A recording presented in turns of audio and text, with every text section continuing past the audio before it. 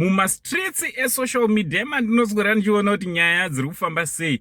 Ndinayo nyaya yandoda kuti ndikuzivisei imozwa zviri kuitika ande kana zvakaitika paweekend apa. Mazuva akapera.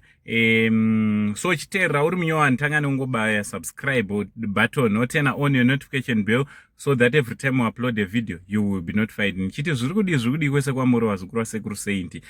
Ndinongoramba nichitenda nekutsigirwa nemi pamushapanapa. Anditi musaite maproblems muri mega wazukuru. Munobatawo sekuru toshare. Also ndiroda kuita MC pamuchato. Ndianada ndite MC pamuchato wake.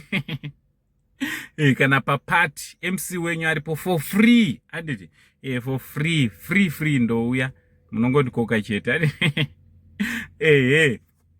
Right, nyaya ndauya nayo wazukuru inyaya ya Standard Days Dziva. Sekuru wangu andinamwezwa kuti inini vana mai vangu ndavaira Dziva. Anditi so sekuru wangu Dziva vabva vaposhedzera chislip chiri panapa.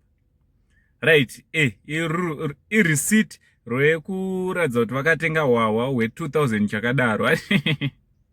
Wawa uwo wazukuru. Vakati aiwa ndisi mene zvangu but ndiri botsano. Anditi ndo chakakandwa na Standard Days icho wazukuru. Amene kuti munochiona sei maartist edu vari kurarama kutenga hwahwa hwe2000 something US dollars.